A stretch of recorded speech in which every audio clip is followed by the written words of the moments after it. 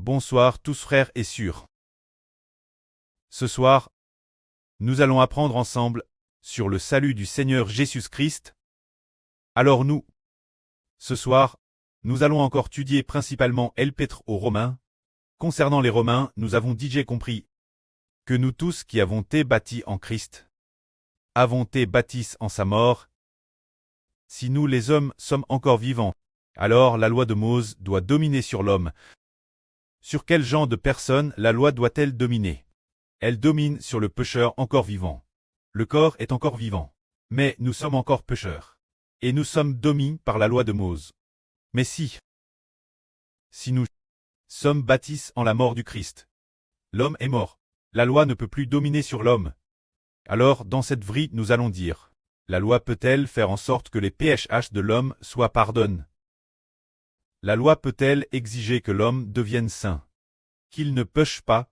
Frère Hébreu dit RS sacrement que la loi ne peut pas exiger que l'homme ne pêche pas.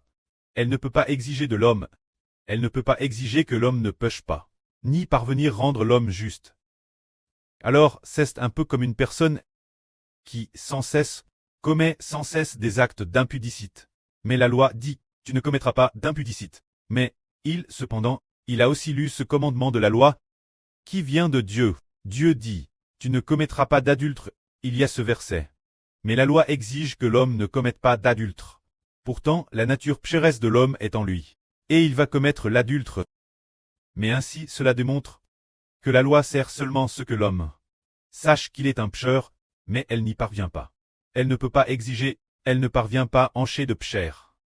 Ainsi, vu sous cet angle, face au péché, la loi est impuissante. Elle n'a pas de force. C'est comme un mari qui a pris une femme. Et dit sa femme, tu ne dois aimer que moi.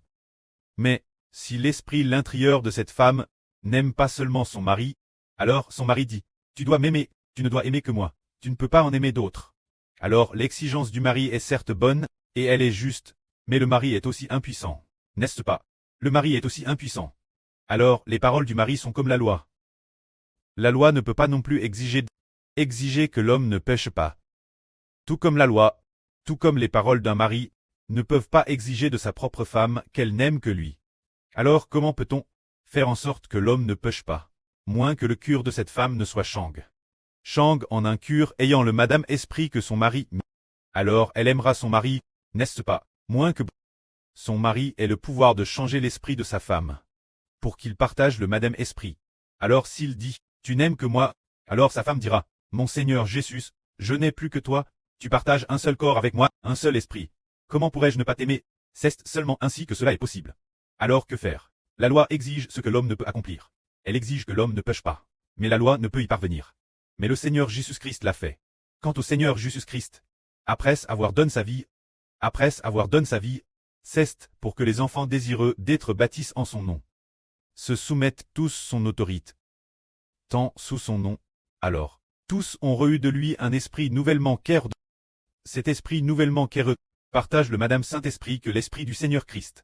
Ainsi, nous devenons les membres du corps du Seigneur Christ. Le Seigneur Christ exige alors, ne péchez pas. Tant que le Seigneur Christ ne pêche pas, tous ses enfants ne pêchent plus. Pourquoi si le Seigneur Christ ne pêche pas, nous ne péchons plus? C'est comme l'esprit de frère Héber. S'il ne pêche pas l'intérieur, le corps ne péchera pas. Les yeux ne pécheront pas non plus. Et la langue ne dira pas de paroles trompeuses. Si seulement l'intérieur de l'esprit est pur, alors tout le corps sera pur. Oh, Christ est l'esprit.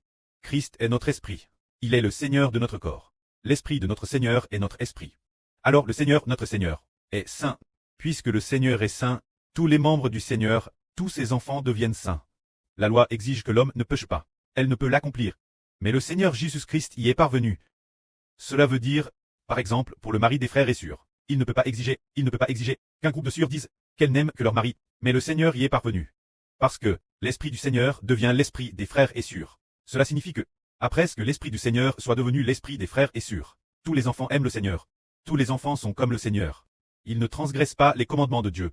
Ils ne péchent pas. Par conséquent, nous tous qui sommes en Jésus-Christ, devenons des personnes saintes et justes. Que la gloire soit auprès et au Seigneur.